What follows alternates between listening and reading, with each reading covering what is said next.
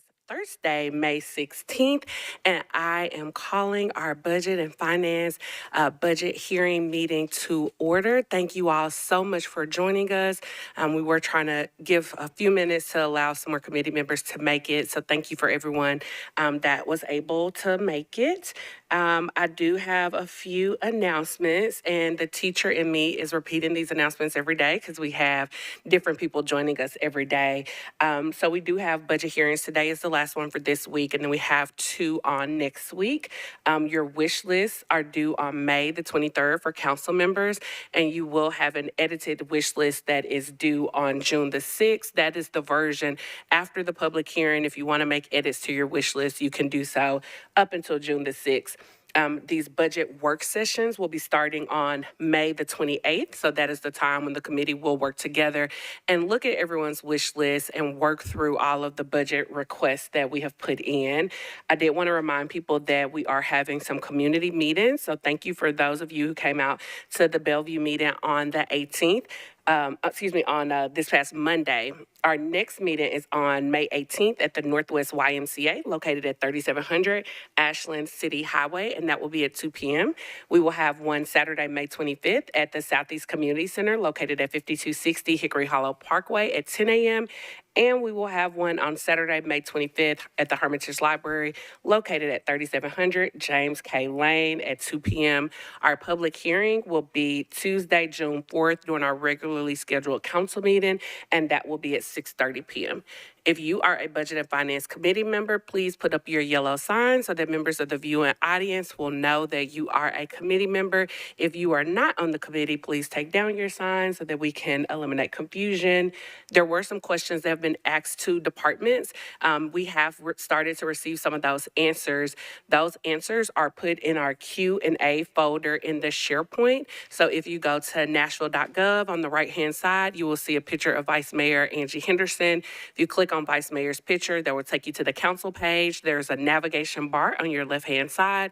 If you scroll down to council resources and click that link, then there will be an operational budget link. And the first link for our constituents, that first link is the Citizen's Guide to the Budget, which is very helpful and it will answer a lot of your budget questions. That second link is going to be the operational budget guidelines for fiscal year 25. So colleagues, you can click on that link and it will have resources available for you. The third folder in that link is where the budget questionnaires live. So for each of the departments that we hear from in our departments today, their questionnaires are in that folder. So please make sure you are reviewing those prior to the budget hearings. But there will also be a folder for our Q&A. So any questions that you ask that we don't get the answers to, those answers are uploaded there.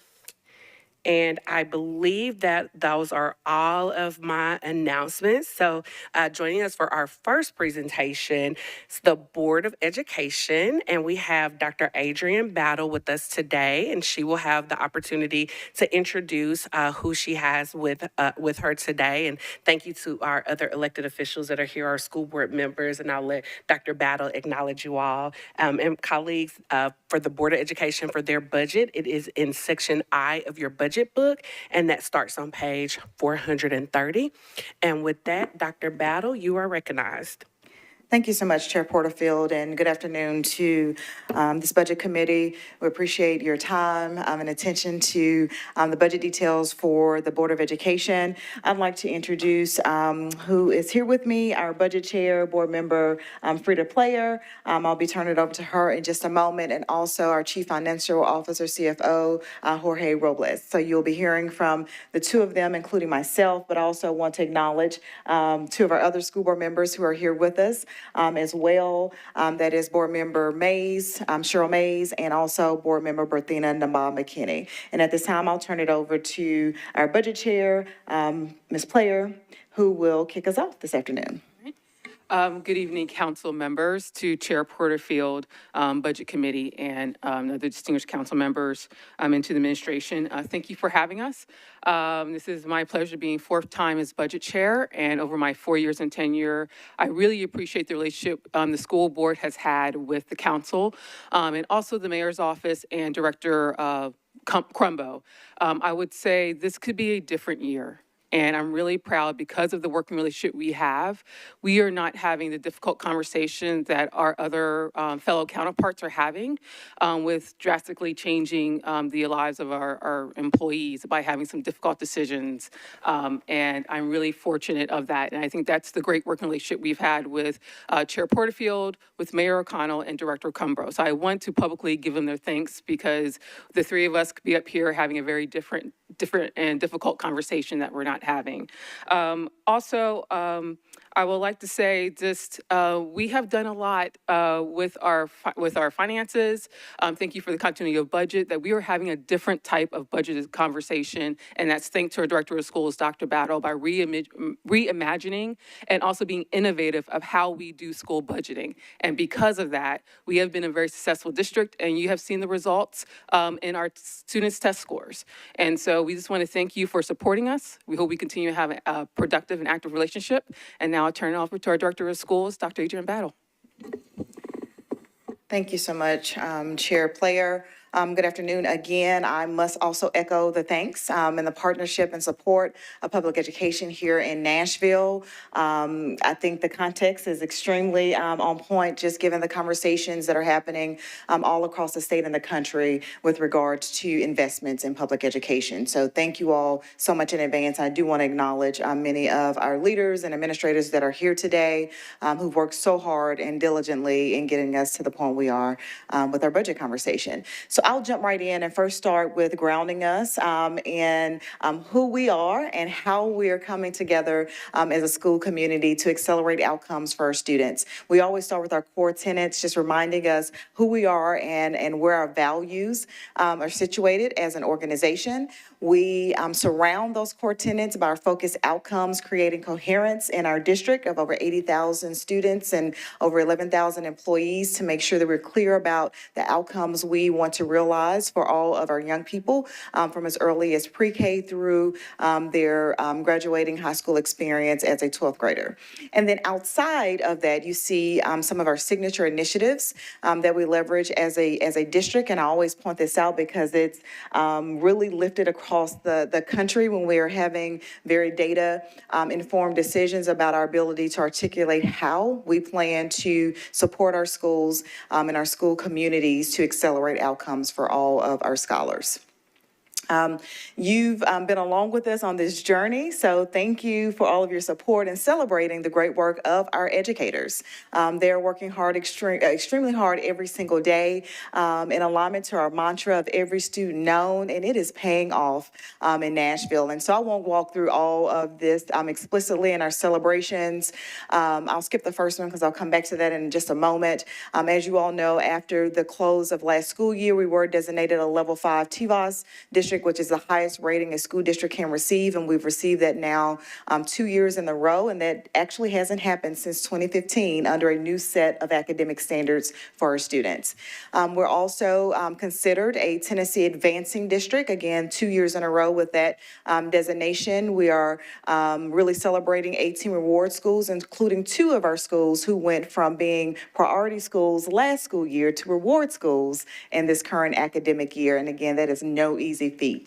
We're really excited about many of the partnerships that exist in MNPS, including our partnership with Ed Equity Lab that allows us to provide an enhanced version of college access courses to students across the district. Next school year, we will be wall-to-wall in all of our zone high schools with that partnership.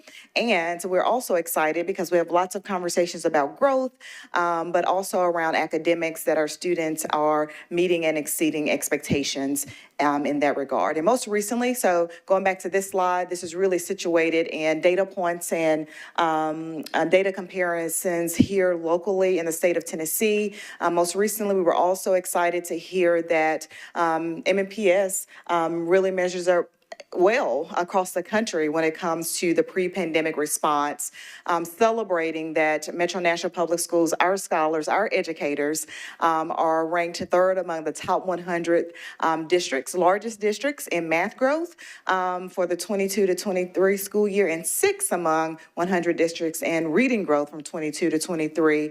But most importantly, MNPS was one of just 2 large urban school districts that ranked in the top 10 for both math and reading growth. And that is significant, just to highlight the intentional work and expertise and just teaching and learning that is represented all across our district. I'll just hit this again very quickly. We are a level 5 school district. Again, the highest rating in growth that a district can receive. And many of you have been with us in this journey, most recently for a press conference at McGavick High School, where we celebrated our 6th university partnership with Vanderbilt University. Extremely proud of our partnerships with the local colleges and universities who are partnering with us, not just as students graduate from high school, but we're really backwards mapping those opportunities so that our students have access, genuine access to post-secondary opportunities for the future. And as you all know, we have our internationally known Academies of Nashville structure that is within our system that's really helped us lead the way nationally around career opportunities and pathways for students. And now we have University MNPS that is supporting students along the way, but also providing, in almost every case here, 4-year full ride scholarships for our MNPS students just because they graduated from Metro Nashville Public Schools. So we're really excited about that and definitely are continuing to celebrate our recent partner in Vanderbilt University. Because we're here to focus on our operating budget, I wanted to share with this committee and with the council at large a recent article that was led by ERS, Education Resource Strategies. They did a case study across the country. They selected 2 specific districts to really celebrate how Nashville, as one of those districts, leveraged our ESSER funds to accelerate outcomes for our students. So how intentional we were around how we leveraged those funds, and most importantly, how we've been able to evaluate that return on investment for our young people. So we're really excited about that because we've been able to avoid this, which is the reality for most of my colleagues across the country. This is a time where we all know it's a reality for you as city leaders as well, where our ESSER funds are sunsetting at the end of this school year. And so every district is kind of having to level up around what they have invested in, what those outcomes have been, and what their strategy will be as they move forward. So we're really excited about being featured as a success story and how we've leveraged our ESSER funds as opposed to being reactive, particularly around staffing to maintain the impactful strategies that are already in place, and quite frankly, to value the educators that serve here in Nashville. So I just wanted to provide that context. I'm going to turn it over to Chief Robles, who's going to walk us through our proposed budget and our next steps as we move forward. Thank you, Dr. Battle. Council Chair Porterfield, council members, it's a pleasure to be here. I will be providing a brief update on an overview of the proposed budget for the operating budget for next fiscal year. So you have a context of what we have put together and that is in front of you.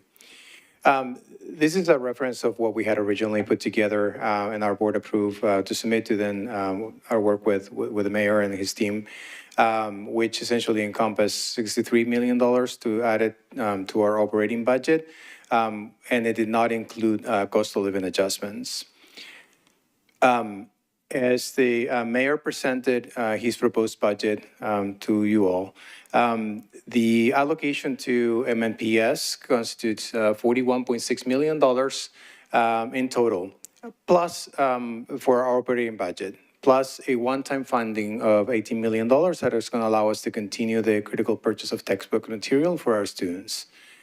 So what this increase of $41.6 million will allow us to do is to fund a 3.5% cost of living adjustment for all of our employees. That includes our certificated support employees as well as child nutrition, and also the step increases for those same employee groups. That amount will also allow us to support contractually obligated inflationary increases that will ensure our continuity of operations. So with the information that we have available up to this point, as you know, things change. we have balanced our budget to the $1.247 billion that were allocated to MMPS for next fiscal year. So this is the summary of what our budget proposal looks like for next year. That actually is the first page of the book that you have in your packet. So you can reference this information there and essentially get us to the $1.247 billion allocated to us. So let me talk about a couple of things that are in the proposal.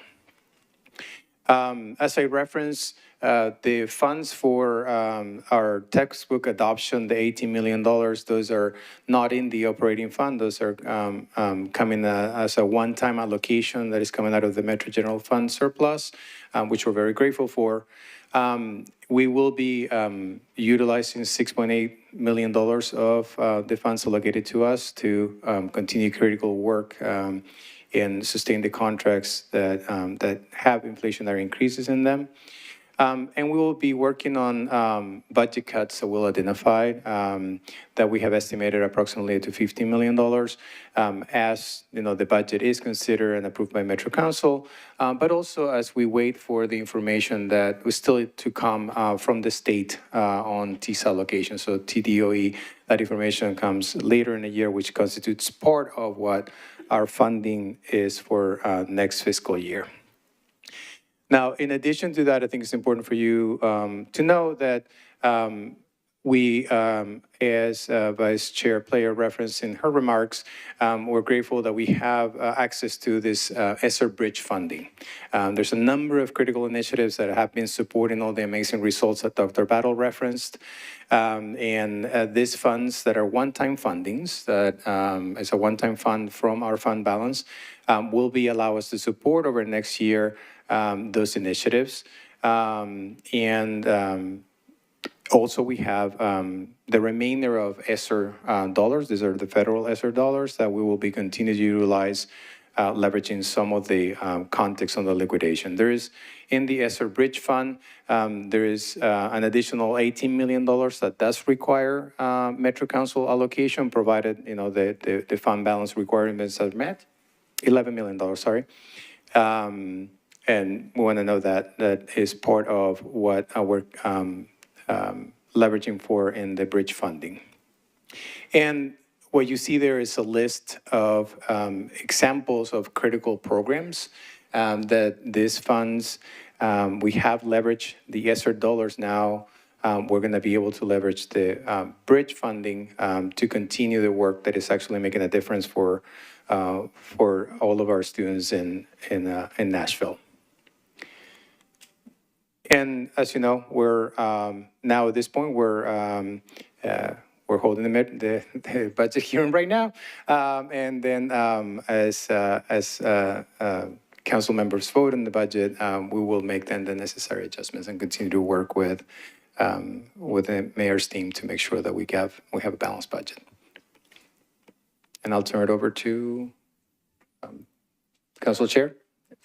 Thank you so very much, and thank you all for that comprehensive presentation, and we appreciate all that you do. And I also just want to congratulate you, Dr. Battle, congratulate your team, as well as our school board members. And we do have school board member Elrod, who's joined us as well. So just want to congratulate you all for all of your hard work. It does not go unnoticed. And we see when we fund our schools, you all do a great job with giving us results, both tangible results, and sometimes those are results that we can't see when you're working with children. But we thank you for all of the hard work that you all have done, and just want to commend you all on the numerous awards and celebrations that you all have had, and the immense success that y'all have had. So thank you. And with that, I will open it up to questions from my colleagues. I will start with also former educator, Councilmember Tom Cash. You're recognized. Thank you, Chair. I have like 3 questions, and if you need to go to somebody else and see if there's time to come back to me, that's fine. And I was so proud in the mayor's State of Metro address when he shouted out that when he recognized the national recognition that you all received. That was I was so proud for you. But to get to the questions quickly, so one question I have is, in the past several years, we've been asked specifically to increase funding so that there is funding for social emotional learning, restorative practices, and I'm just wondering, kind of wondering how that's working, and would love to see some data from teachers, students, parents. I know that parents, I believe, do a panorama survey every year. Is that correct? Panorama, and teachers do another one for the state. And I'm just curious if those surveys include any questions about the social emotional learning programs, so that there's feedback about how well they're working, and if there's any room for improvement. Thank you for that question, Councilmember Cash. Yes, we are very fortunate through the partnership with your leadership that we have been able to build out a robust kind of portfolio, if you will, for social emotional learning supports that are integrated into our academics. So namely, some of the ones that have been talked about most frequently have been the advocacy centers that now exist in every MNPS elementary school. Also, peace centers that are staffed by restorative practice assistants in all of our middle and high schools. You've likely heard about our strategy around navigators within our schools as well. And as you've mentioned, we do have several opportunities to receive feedback and data points. So first, we have a pretty significant partnership with Vanderbilt through Peer. We also have various other university partners and researchers who help us evaluate all of our programming. And so we do have some initial data back. We also have some data points with regards to our ability to improve specifically both academic and non-academic data points. So you've seen some of the growth and achievement outcomes, but we've also seen some significant declines in suspensions, exclusionary disciplinary practices, if you will, and the ability to increase the number of collaborative referrals that are actually submitted on behalf of students and families. And that is our way to triage what the needs of our students are and get them connected to the appropriate resources to support them. And so most recently, through some of the investments that have been made and allocated towards the Board of Education, we have been able to move, for example, our advocacy coaches into our operation budget so that we have that continuity of service. With regards to other data points, we are still administering our panorama survey within our district. That is a tool that we leverage, that we have access to, that many other school districts don't have access to. And so it gives us an opportunity to be very tailored and specific to the needs in MNPS. We also do survey and push out text messages and other ways for families to provide feedback to us. And we're pretty consistent around getting feedback around social emotional learning supports and other supports that our students and families may need. But right now, as far as the evaluation of advocacy centers, peace centers, navigators, some of those key signature initiatives that were on slide number 2 earlier, we do have data points that support, one, the need for continuity, but also the impact that it's having on the supports, the unique supports that are necessary for our young people. Thanks. Thank you. Also, this is something I asked about last year, and want to ask about it again. And I want to be clear, I'm not talking about the type of position so much as the pay, and that is related to substitutes. And I know you have a great newish at least program with classroom assistants. Classroom associates. Classroom associates, thank you. And that role is serving as substitutes in the school, and I think they're kind of more familiar with being in that school building, which is positive. And the mayor at the last year we were proud that we got everybody to $15 an hour, and this year the mayor was proud to talk about getting everybody to $20 an hour. And I'm not asking you how you staff substitute needs. I'm just asking about, this is just an example of adults that come into our building that we pay. And I'm just basically hoping that you share in that goal to get every employee to $20 an hour. And do subs make that? I will acknowledge my school board who adopt priorities every school year, including for this operating budget cycle for FY 24-25. And one of their priorities has consistently remained around employee compensation. So I think that answers that question. That's a priority for this board. And as a superintendent, director of schools, we build our budget accordingly. Now, more specifically to our classroom associates and substitute teachers, well, let me answer the last part of the question before I answer that.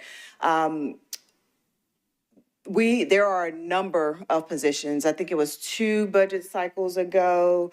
We had an investment to increase our minimum pay to $18. So that is what we've been funded to do for our MNPS employees. That does not include employees who fall in the contracted services space. And we can talk legally about where those complexities land. But for our substitute teachers who are classroom associates, they fall within the band of the minimum wage in MNPS, which is over $18, is actually probably going to be a little bit over 20 this upcoming school year with a 3.5% increase. That does not include our contracted traditional substitute teachers, which are very minimal in number for our district. So they fall in the contracted employee category. And last, I know I think it's been since 2002 or 2004, almost 20 years ago, that we raised school board pay. And I think it's at correct me if I'm wrong, $14,000. $14,000, which it is considered part-time like we are, but it is a big job. You all have multiple more constituents than we do. And so I want to ask, and I know that there's a process to get that. I'd like to see that changed and raised. And I know that there's a process, and the first step in that process is getting human resources to do a pay study. And I don't believe that is funded in the mayor's budget. And that is something, it's going to take a while to get the pay up. And so I'd like for us to get started on that, and would love for school board members to talk openly about that. And also, I understand that, making $14,000, you all school board members have lots of, I think more than us even, trainings that you have to go to. And I think some are probably online, but some might involve travel. And I want to ask if, making $14,000 and having to pay for your own travel, is there are there funds within Metro schools to help school board members pay for that, either the fees associated with trainings or the travel associated with trainings? And Yes. Okay, let me start with the first part. It has been since 2003 since we have received any type of pay adjustment for school board employees. We are asking council to fund a pay study. TSBA does have a scale of all the school board members' pay across every school district, but that can't be accepted as a pay study. Our counterparts, Knoxville City School makes $30,000 per year, and Memphis Shelby County makes $30,000 a year also. So we are way behind our counterparts. If we do receive a raise, it would not go into effect until 2026, 2028, when the next school board term would happen. So we're still almost 2 years out for that to take effect. So it won't be until 2028 for all 9 school members to receive a pay increase. But we would like to start the part of the study just because we have to run 2 elections. Now, because of state law, we are a partisan election. So there's 2 elections, but also the amount of work outside of constituent services, the fact that we have to go to the state and testify during part of the Charter Commission and to the Department of Education, we do a lot more intergovernment work on the state level than any other counterpart for that one. And then also for the professional development, there's only about $11,000 allotted for travel, but the problem is that there's 9 of us. And for example, 2 of my board colleagues, Chair Mays former Chair Mays, and Masters went to COSPA in Dallas this year, and it was $3,000 per person for hotel and registration. And after airfare and food, it's like $35,000 and 4,000. So you multiply it by that 9. We usually basically had to negotiate amongst ourselves who's going to what conference and when.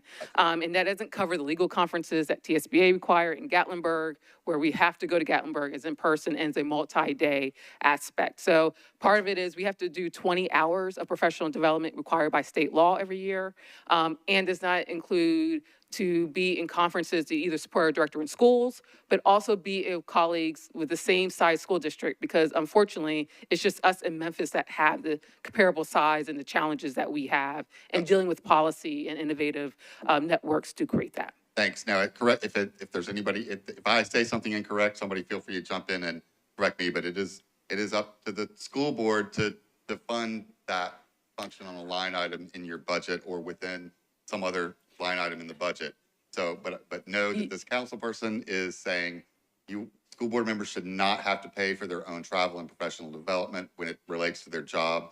And I hope you will Yeah, so take care of that. So what we're asking, we just want a level of transparency. We do not want to do this in a vacuum. And so we want to show a level of open government and accountability by asking for that above our budget, because our first budget is to fund our employees and our students and our policy, and to start the process by being open.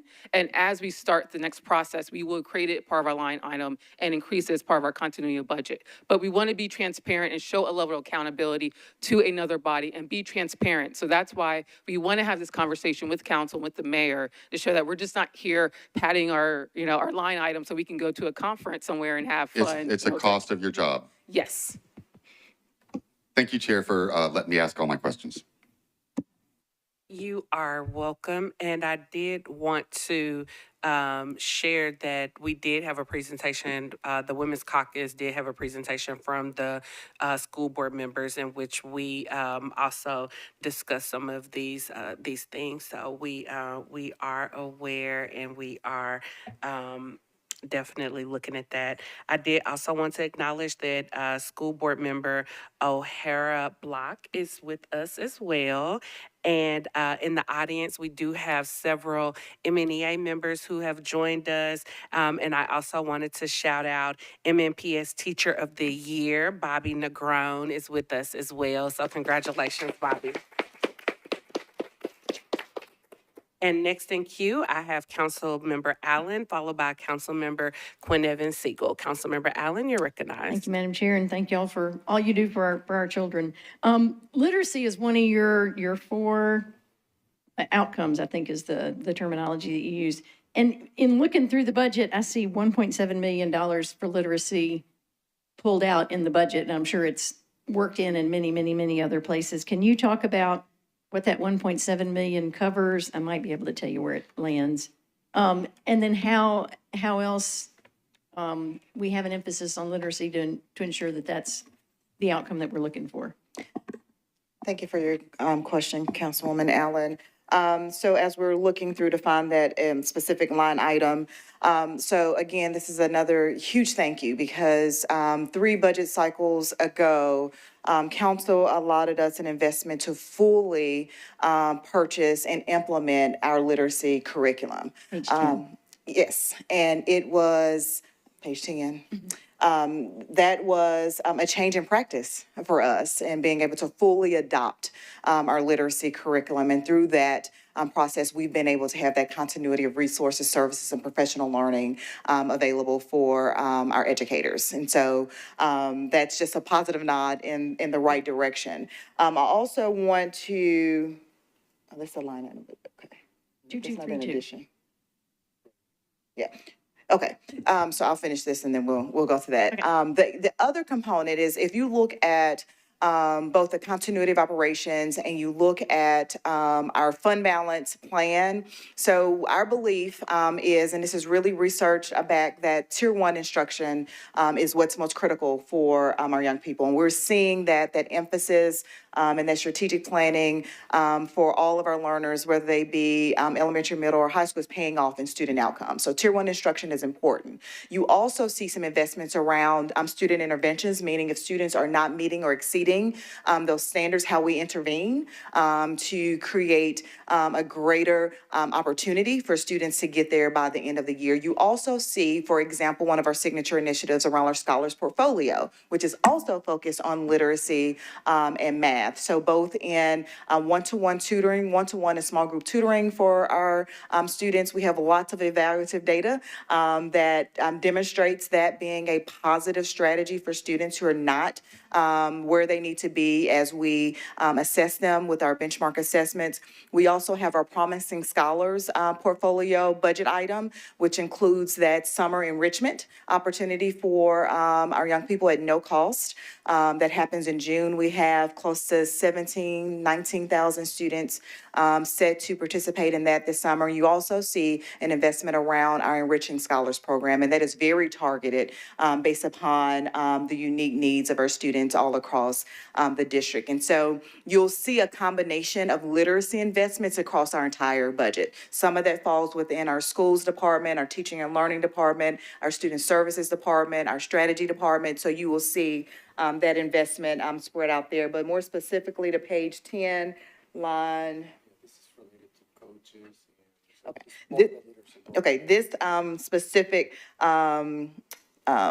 account function is around the literacy support programs that are led through our support hub. So these are literacy specialists and coaches who coach other leaders around the literacy strategies and being able to model those strategies across the district. And again, it's about having that equitable access, so having enough supports to make sure there's no delay in those supports as we move throughout the school year. Great, thank you for that. And then in other discussions, we have talked about the COLA and the 3.5%, which we are all grateful for. There have been requests from some advocates to try to bump that up to 4 or 5, and I believe that is something that this body may look at.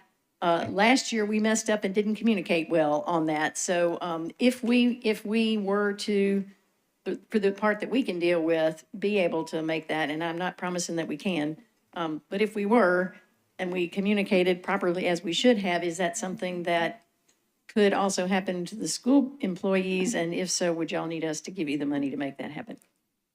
Yes, would be the answer to the last question. And if I can, on behalf of the board, just restate and reiterate their adopted budget priorities for this cycle. And in no specific order, probably weighted the same across the board. Continuity of our federally funded initiatives through ESSER, which we're calling the ESSER Bridge when you hear us speak about that. Our continuity of operations, being able to maintain all the current programs and services due to inflationary costs or contracts, grant sunsetting. And then the third one is employee compensation. And so that is a priority that has been adopted and approved by this school board and has been a response in how we've built our budget from the administration. So that prioritization is there, but additional funding would be needed in order to increase the COLA for all of the categories of employees that Chief Robles mentioned earlier.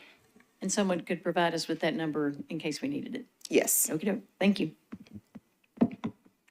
Thank you, Councilmember Allen. Councilmember Quinn Evans Siegel, you're recognized. Thank you, Chair. I just want to make sure I understand, and sometimes I'm slow, so I'm sorry if I'm asking things you feel like you've already explained.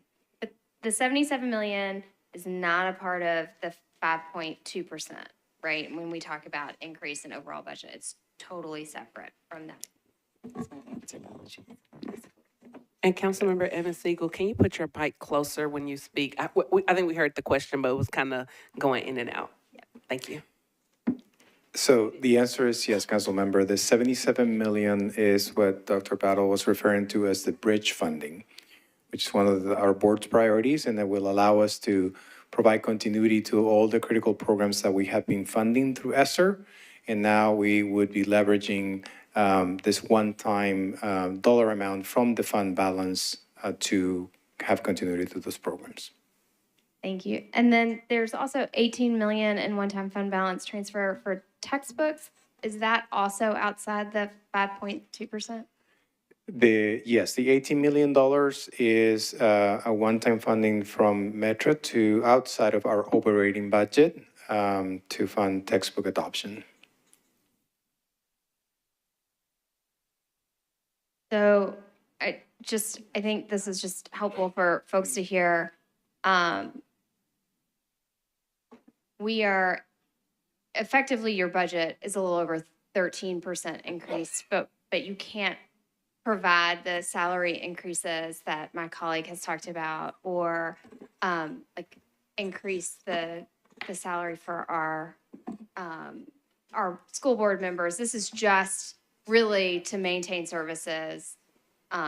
We're having to the overall budget's increasing about 13%. Yes, and as we're speaking about the ESSER Bridge by way of our fund balance, we're talking about non-operating dollars that are non-recurring. So, Yeah, it's great we can do that transfer this year, but as we think about going forward and what that means for the next budget cycle, to think about what it's going to take to increase the budget to continue providing services, which y'all have just done an amazing job with that money. And I know the state money keeps coming down. So I'm just incredibly grateful to the work you do to make sure I understood those numbers. Thank you. If I may just clarify one point, is you were referencing a 5.2% increase. It's actually a 3.5% increase is what our operating budget is increasing, which was what was in the mayor's Yeah, budget. you were looking at the first I think you're- version of the budget that we presented when we Yes. passed it in April. Okay, so we actually add 3.5% to Instead of the 5. No, we're- 77%. I think We're actually at 3.5, not at 5. Yeah, okay. 3.5%. So So- that is on slide 12, which is part of the packet that you have. Okay, and 77 million is a little, almost 6.5, not quite. And then 18 is about 1.5%. So it's the 3.5 plus the 6.4 plus the 1.3. Thank you. Thank you, council member. Do we have any other questions? Councilmember Cortez, you're recognized. Thank you, Chair.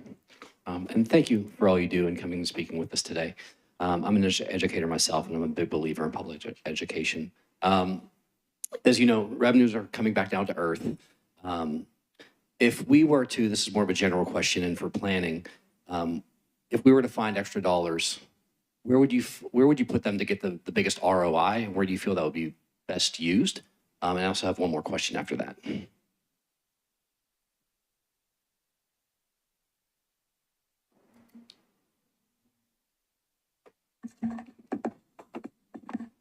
thank you for your question as well. I've stated the budget priorities for the school board as things have played out and what's been filed in the ordinance. It would be shoring up the budget shortfall that's there right now. We're estimating about a $15 million cut across our budget in order to balance it as it currently states. As we've already talked about, the COLA increase is critically important to our educators, as was referenced earlier as well. We had a discrepancy in Metro government employees and MNPS employees last year, and so that also being a priority for our school board in alignment to their school board priorities. Thank you. And in regard to, I speak with a lot of teachers, and they talk about where they're having to buy supplies themselves. Do we have any idea what that number would look like if we were able to fully fund what supplies for teachers and what they need for the classroom? Yeah, that may look different depending on the course, the grade level, the equipment requirements. But we do require in our student-based budgeting that there are funds set aside for instructional supplies for our educators. We also have it's not in the BEP anymore, we used to call it BEP classroom it nails the TISA supplies where our employees are reimbursed up to the maximum for the state for supplies. And we're also very fortunate that we have a great partnership with one of our anchor partners in Pencil, who does a lot of advocating and collecting of supplies that can be leveraged across our school district. And so we have been talking with Pencil about just access points, so make sure teachers have what they need. But that's a very specific question that I don't think there's one answer to that based upon the grade level, the number of students, and the type of course being taught. Thank you. Thank you. Thank you, council member. Councilmember Spain, you're recognized. Thank you, Madam Chair. Just a quick one. Thank you all for being here. As a MNPS parent, I'm very, very appreciative of what you all do every day. I'm just curious, we're using $77 million out of the surplus fund balance for this bridge funding. What does that leave in the surplus fund? And is there a required amount that has to stay in there? Thank you, Councilmember. There is a required 17.5% of our total operating budget that needs to remain into the fund balance. So essentially, our expectations are that that is the amount that will be left, is meeting that requirement. And, obviously that needs to be evaluated as we close out the year and make sure that all that is in place for next fiscal year. Thank you. Thank you, Councilmember Spain. Do we have any other questions? I have several, but I'm going to leave mine for last. Do we have any other questions? And I just want a quick clarification. Our salary is $14,560. For the record, thank you. Thank you, school board member. Thank you, school board member. Okay, so I will work in reverse order on my questions, starting with the last question that we just heard about the fund balance. Using that 77 million from surplus, does that leave you all exactly at the 17%, or does that put you at 20% or 25%? Council Chair, based on the calculations that we have right now, would leave us potentially slightly over. So with some wiggle room over the 17.5%. Obviously, we still have a few months to go in the school year, and revenue projections also plays a role into that. But our plan is that, and what our estimates and calculations are, that we will meet that requirement and then hopefully have some room to spare. Thank you. When you say slightly over 17%, because that's a subjective word. So, do you have an idea of a closer percentage point that would leave y'all at? So approximately between $4 to $6 million more. 46 more. Okay. $4 to $6 million. 4 to 6. 4 to okay, 6. not 46. Okay, thank you. No, it'd be a different conversation. Exactly. Thank you. Thank you for that. And you talked about, Councilmember Cortez asked if there were extra dollars, and Dr. Battle talked about the $15 million cut. Can you all highlight what were some of the things that you all had to cut in that $15 million cut? Like, or is there programming that you all cut, or did that just come from like savings? We've not made that final determination yet for a few reasons, as was mentioned earlier, mainly because we've not received our final TISA estimate from the state. We know that there's a whole council process as well. What we are not planning to do is touch our school-based budgets. So that is our priority, is to maintain all of our budgets around student-based budgeting, but then we would assess everything outside of that to make informed decisions around where those additional budget cuts would come from. Thank you so very much. And I noticed that there was a 12.8% insurance increase of 16.376 million. Is that you all paying, is that the cost of insurance went up, so you all are covering that so that your employees don't have to cover that additional cost? That's correct. That covers the percentage that is required by MNPS to maintain our insurance obligation for our employees. Thank you. Do we know, are the employees having to pay more for insurance this year? By way of the percentage increase, yes.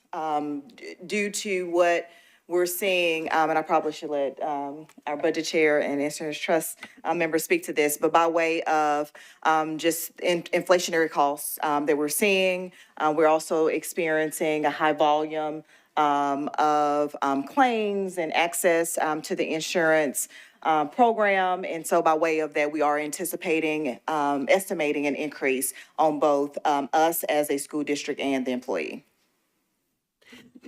Thank you. Do you happen to know what the increase is, budget chair player? And the funny part, we just voted on this yesterday, and I do not have my paperwork in front of me to quote you the number, but there will be increases because we're a self-insured pool. We have a state standard that we have to match or beat the state quality of benefits, and so there is an increase. And I wish I could have brought. Yeah, we can get back to you. I wish I had a better memory, but being over 40, and so we are. So that's part of it, but also the past couple of years post-COVID, we have had quite a few catastrophic claims from our employees. And so it was really important to us that we keep the same level of service and pay for those claims. And so that's why there's such an increase because of that. We've had several with children with NICU claims that were very expensive, that were beyond the six-figure mark, that were seven figures. And then also just coming out of post-COVID, a lot of delayed care had to be serviced. And people with catastrophic illnesses or whether it's cancer or high blood pressure or things like that, and the treatment of that increase coming out of COVID because people had delayed health care. And so that's one of the major increases that we've had, and that's why the insurance increase is so much. Thank you for that. Are we still paying for AP exams for students? Yes. Okay, thank you. And do we have a mechanism to pay for students who cannot afford to take the ACT? The ACT actually is covered for each student to take twice, once their junior year and once their senior year. So there's no cost associated with every student having two attempts at the ACT. Perfect, thank you. And then I just have two more questions. I believe I saw Councilmember Bradford's hand, so I'm going to recognize him, and then I will come back to my last two questions. Councilmember Bradford, you're recognized. Thank you, Chair, for recognizing me since I'm not on budget. A couple of questions came up in there towards the end.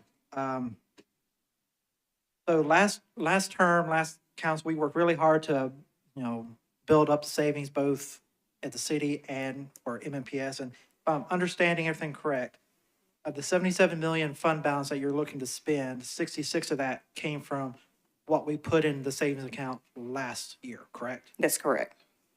And so by spending the 77 million, it only leaves you with about $4 to $6 million left over above what you're required to have. Councilmember, those are estimates at this point. So the process, what it calls for, so there's an audit of the funding, and as I referenced, there's still some months to come. I also want to make a correction to what I was stating before. The actual required fund balance is 17%. It's not 17.5%. We're on target to have 17.5%, essentially, when all is said and done, and we leverage those $77 million. So I do not want to commit to an amount because it's still a lot that needs to happen, but we are, I'd say, on target to meet the requirement and leverage those funds for the purposes that we've discussed. All right, so you're required to have 17%. Once this 77 million is approved, you're left with 17.5%. Is that what I'm So hearing? just to clarify, 66 million has already previously been approved. We're only talking about $11 million in this particular cycle. That is a number. So if you take all of our ESSER funds together, it was close to $423 million. So we've gone through that and removed the things, evaluated what's working, what's not, and we were landing at the 77 million in order to maintain programs and services that have had a great impact on our students. But For this conversation, we're talking about 11 million. We're just being transparent that that includes the 66 million from the last budget cycle. Okay, that gets to my final question is, whatever is left over that 17%, whatever that amount is, will that be enough to get you for the next year, or if something happens? Because what I don't want to see happen is a situation that we've had previously where fund balances are depleted and there's no money to pay for anything. So I want to make sure that this bridge funding is enough to get all these programs funded, but doesn't put MNPS in a very bad fiscal situation. Well, the guardrails around fund balance is for, of course, we've tried to be very strategic around, in the past, around non-recurring expenses. We are talking about a bridge from ESSER for the next upcoming school year. And quite frankly, an additional year of any of those programs or services are to the good and benefit of our students. But more importantly, what you're highlighting is the intentionality in planning and budgeting for the continuity of those programs and services in future years. And that is a conversation that we've been working closely with Metro Finance, with the initial conversations with the mayor as well, and transparently now with council, that we would be in the next budget cycle looking to move some of those programs and services to our operating budget. We have successfully done that a few times. So a few examples, and again, this is another thank you and kudos to our city leadership. One of those examples that was previously in our ESSER budget was no-cost meals for students. That is now in our operating budget. So we've been successful at moving something that was grant funded into our operation budget. I mentioned advocacy centers prior, responding to another question. So we've been successful at being able to move some of those things, but yes, we are talking about $77 million of continued programming and services for our students and educators in next year's budget cycle. All right, thank you. Thank you so very much. And Dr. Battle, it is 5:08. I know that you all have some graduations to attend. So the last two questions are 1 minute or less. So this is a speed round question. Dr. Battle, can you explain the Restorative Justice and Navigator program in less than 1 minute? Give me the highlights. Okay, so I think you mean our restorative practice assistants, because we're a restorative practice district. That is your mindset and belief about how to respond when a student may have caused harm or not made an appropriate decision. But we have restorative practice assistants in all of our middle schools and our high schools. They're there to support our students who might be dysregulated, who might need an opportunity to reset around how to respond to a specific situation. It is a very quick touch point with the goal of the student re-entering into their instructional space without being excluded from the school community or the school day. That was RPAs. And your second question was around navigators. We assign every MNPS student a navigator that is a caring adult who has a structured check-in with every student throughout the school year. The goal is for that person to be as consistent as possible so that we can ensure that every student has a trusted adult that they can go to if there is a need for their student. But more importantly to that, it's the proactive relationship building and reaching out to students to make sure that they're connected to the appropriate services. Thank you. And your final question, also less than 1 minute. A question that I keep getting from, something I've heard from teachers and students is that they don't always use the textbooks. That teachers are using alternative material. So I've received the question of, do we really need textbooks? I understand that we do, but can you tell us in 1 minute or less why schools need textbooks? That's not fair. That's not a 1 minute response question. Footnote. I will say first, the research that exists in everything that we have right now, particularly around pre-pandemic response, but also just in strong tier 1 instruction for every student. That is having and adopting a high quality curriculum that is accessible for every student within your system. And so with regards to the specifics around the instructional materials, it all varies based upon the content. Most recently, 3 years ago, we adopted a literacy curriculum. A year ago, we adopted a math curriculum. That's based upon a state rotation. Our next adoption, as you saw in the PowerPoint, will be science. Based upon the publisher of those instructional materials, you typically have an opportunity to purchase both hard copy and having online access for students. And so in our full adoption cycles where that has been available, that's what we've provided for our students. In addition to our students, in addition to Metro Nashville Public Schools being a one-to-one technology district. So students have access both to the hard copy text and to the online version to just account for all the things that can happen in a student's life and in an educator's day. Dr. Battle, thank you so much, and thank you for all the hard work that you do. Thank you. You have been a steady hand in our city, especially during COVID and during other times of uncertainty. You have led with grace, and we appreciate you all so much. And with that, we are finished with our budget hearing for education. Thank you all again for joining us.